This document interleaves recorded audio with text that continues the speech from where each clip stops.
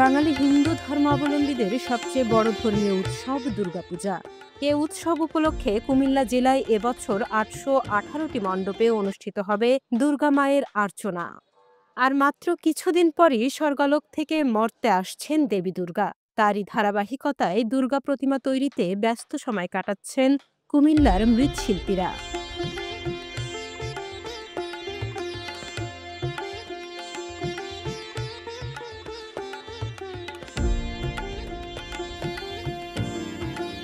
কাশফোঁটা শরতে শারদীয় দুর্গা উৎসবকে ঘিরে কুমিল্লার মন্দিরগুলোতে চলছে প্রস্তুতির ব্যস্ততা। মৃৎশিল্পীরা দিনরাত পরিশ্রম করে প্রতিমা নির্মাণে ব্যস্ত সময় পার করছেন। স্থানীয়দের পাশাপাশি বিভিন্ন এলাকা থেকে আসা কারিগররা তৈরি করছেন দেবী দুর্গা, লক্ষ্মী, সরস্বতী, কার্তিক, গণেশ, অসুর, সিংহ, মহিষ ও অন্যান্য প্রতিমা।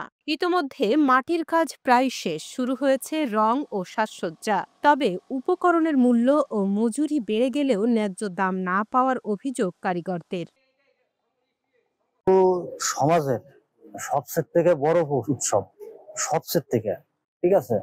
আমরা সেই উৎসব হিসাবে কাজ করতেছি। আমরা 10 জন কারিগর আছি। কারিগরে আমরা 22 টাকা প্রতিমা তৈরি করতেছি।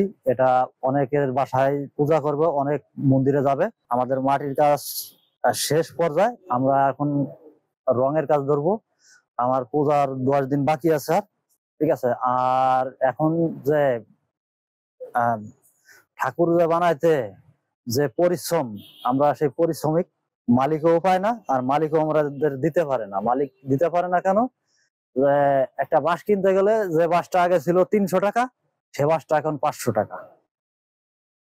তারপর চাল কিনতে গেলে ওই একই অবস্থা। আমরা লোহা কিনতে গেলে যে কাঠ কিনতাম 5,000 টাকা, সেই কাঠ এখন 7,000 টাকা। মানে আগের যে রেট সেই আছে, কিন্তু আমাদের মালের দাম বাড়ছে, কিন্তু মূর্তির দাম বাড়ে নাই। বাকি আছে মাত্র 10 দিন, তাই আমাদের কাজ খুব রাত দিন চলতেছে। আর 10 জন কারিগর আছে।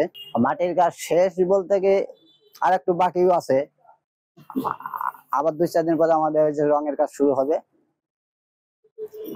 আর আপনার গতবার থেকে এবার বেচা কিনা কম, আর কাস্টমার নাই, ঠিক আছে। দামও কম, এবার আমরা খুব ওই যে সংকটে আছি। মূর্তির চাহিদা মোটামুটি ভালো, কারিগর অভাবে তখন বানাইতে এই লাইনে কারিগর আইতেছে না, কাম খুব কষ্টের কাম। গত রাত্রে আমি মূর্তি কম বানাইছি, এবার অতটা বানাইতে পারিনি লোকের জন্য। বিশেষ করে আমাদের কুমিল্লায় আমরা ইতিমধ্যেই পুজোর জন্য বিভিন্ন রাজনৈতিক দল, জেলা প্রশাসন, পুলিশ প্রশাসন আমাদের সাথে সভা করেছেন। আজকে জেলা প্রশাসন সভা করেছেন। কুমিল্লায় এবার আমাদের গতবার তুলনায় প্রায় 8-10টা পূজা বৃদ্ধি পেয়েছে, এবং কুমিল্লা মহানগরেও পূজা বৃদ্ধি পেয়েছে। এবং আমি আশা করবো যে সকলের সার্বিক সহযোগিতা এবার আমরা পূজা ভালোভাবে করতে পারবো, এবং সকল রাজনৈতিক দল নেতৃবৃন্দ সহ জেলা প্রশাসন, পুলিশ প্রশাসন, উপজেলা প্রশাসন এবং আমাদের সেনাবাহিনী সকলকে আমাদের আশ্বস্ত করেছেন যে কুমিল্লার সার্বিক পরিস্থিতি এখনো পর্যন্ত আমরা আশ্বাসিত আছি এবং ভালোভাবে চলছে। এবার পূজাতে আমরা সবাই আনন্দ ফুর্তি করবো, সবাই আসবে মায়ের কাছে, বা সবাই মঙ্গল করবে। এবার পূজাতে কোনো ঝামেলা হবে না, এটাই তো মায়ের কাছে বাঁচবো না। আমরা খুব আনন্দ করি এখানে। এই পূজাতে কোনো শৃঙ্খলা হয় না, ভালো সম্পূর্ণ ভালোই হবে, কোনো সমস্যা হবে না। শারদীয় দুর্গা উৎসব সামনে রেখে পূজা উদযাপন পরিষদের নেতৃবৃন্দ সব ধরনের প্রস্তুতি সম্পন্ন করেছেন। উৎসব সুন্দর ও সুশৃঙ্খল আয়োজন করতে জেলা প্রশাসন ও আইন শৃঙ্খলা বাহিনীর সহযোগিতা চেয়েছেন তারা। আমাদের কুমিল্লা মহানগরের উদযাপন পরিষদের পক্ষ থেকে আন্তরিক ধন্যবাদ জানাচ্ছি। বাংলাদেশের প্রত্যেকটা সনাতনী সংগঠনও আমরা সর্বাত্মক সহযোগিতা করব, যাতে দেশের সরকারের সাথে সম্মিলিতভাবে সহযোগ রেখে আমরা পূজা উদযাপন করতে পারি।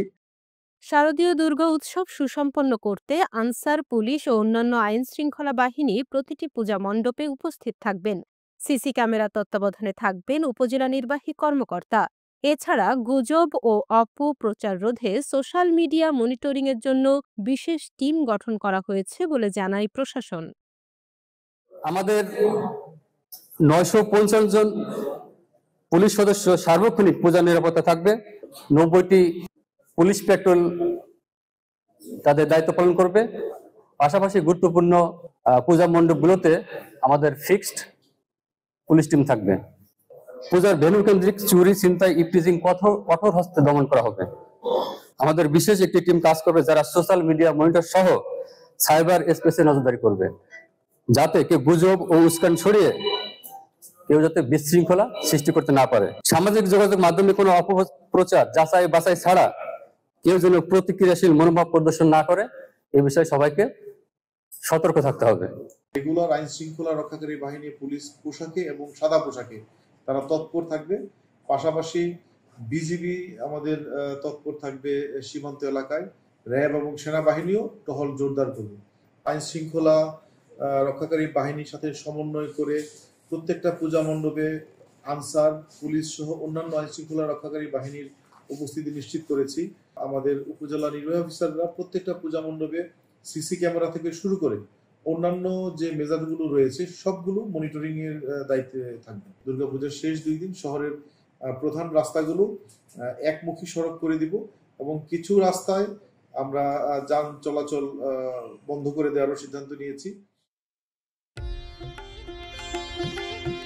আসছে 27 সেপ্টেম্বর শনিবার পঞ্চমা তিথির মধ্য দিয়ে শুরু হবে শারদীয়া দুর্গাপূজার মূল আনুষ্ঠানিকতা।